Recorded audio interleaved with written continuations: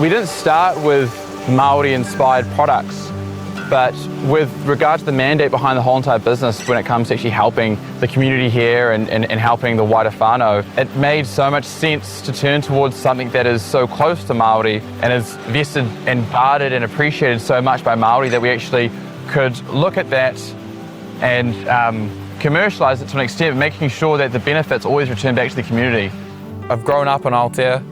I went to school, all Kiwis primary. My family and my ancestors and tupuna are from here. My family still practice ahi ka here. And ahi ka literally means to keep the fires burning, so that refers to the home fires. And without an industry here, people can't actually live where our tupuna have always lived, and so it made sense to look towards something that again is deeply rooted in Te Aha Māori. The land is also Aotea, and that is also my tupuna, because we come from here. And we go back as tangata whenua to the land.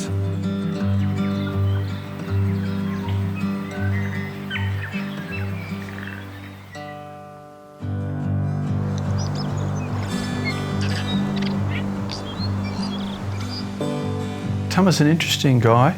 He was very much attached to his grandfather and grandmother. His grandfather taught him about the ngahere and what the bush could offer him, and his grandmother taught him the medicinal values of the bush. Tama was raised on the island, and part of the tikanga around that is sustainability. So that is like a big catchword. However, for us living at home, it was really important to live according to our tikanga. And part of that, of course, is when you're sick, you look to the bush for a remedy. You have to understand the ngahere, that it will look after you, but you also have to look after the bush and the rongoa and the knowledge that goes with it. Growing up as a child, he would go all through the bush and he would know intrinsically what he could eat, what he couldn't eat. And it's from that education and that understanding and that connection with the ngahere that you develop or you understand the tikanga to be able to live here. I remember growing up as a kid having a pot of komorohau always, brewing on the wood stove. My grandmother would be insistent if we got sick to be having it, and it's very, very bitter, so she would kind of like force it down us. So if you extrapolate that out to the bigger picture in terms of what Tama's doing, he's doing exactly that. You see it in his product, how he believes in that sustainability tenet. The inspiration for the range comes from my upbringing. It's created a guide, I suppose, with regard to how we execute on not only the production of the product, but things like cultivation, adhering to certain protocols and how you pick, and these are things that I learned growing up with my grandmother. So that wisdom has been imparted in not only in the range of the products, but also in how we actually go about business. Kawakawa is an extremely common plant, particularly in the North Island. It's very well represented in Māori protocol. I do remember hearing the old people talking about coming back from a battle, this was generations ago, and building a fire, waiting for it to burn down, getting kawakawa, and then putting it through the embers so that the kawakawa would wilt. And then you could take the kawakawa and make it into a poultice, and then apply it to the skin or to the injured parts of the body. The kawakawa leaf, it actually contains a plant agent called myristicin. What myristicin does is it reduces nitric oxide in the skin. The consequence of that is it allows the body to heal faster because it reduces the swelling. So these healing aspects we've harnessed by taking and infusing the kawakawa and sweet almond oil, which allows us to make into a balm. It has a whole range of purposes, from things like eczema and psoriasis, all the way down to bruising and kind of swollen joints. Harakeke seed oil is very, very nourishing. It's super rich.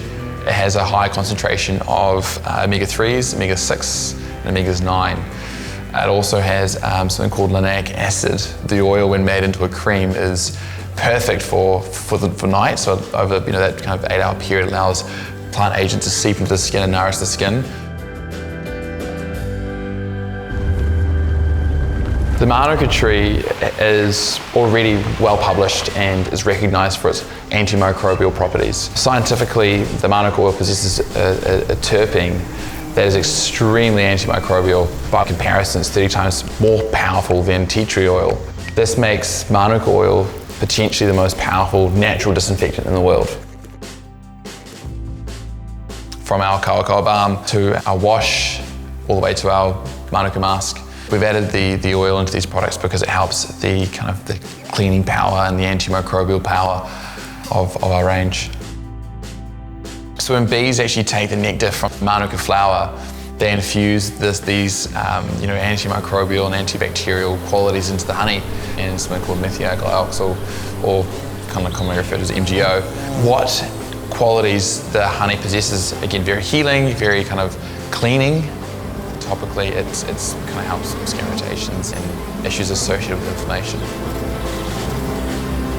What we've done is we've wrapped the honey into a cream, and we've actually kind of specifically aimed our Manuka honey cream towards a market that caters to sensitive skin or dry skin. Honey mask, the bulk of which is actually Manuka honey, we combine with Manuka oil.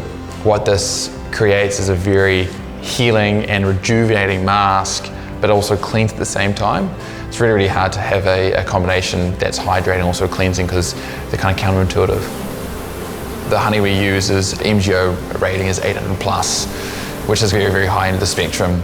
We also have a range of edible Manuka honey. It's as simple as it gets, really. It's straight from the hive, right to the jar. There's no added processes that involve heat or pasteurization.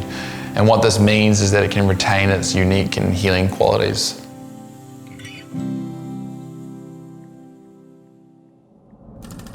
What's really exciting is, taking these traditional methods and remedial medicines, create beautiful products that are functional and therapeutic, and creating the efficacy and credibility behind, something that's been practiced for hundreds of years. And what makes it, truly exciting is that we're producing all the product here. We're producing in a way that embraces tradition and tikanga, but also sustainability and innovation. So what we're noticing is that when people buy our products, they aren't just buying, the functionality or the therapeutic aspects. They're also buying, the tradition. They're buying almost a little bit of Aotea every time.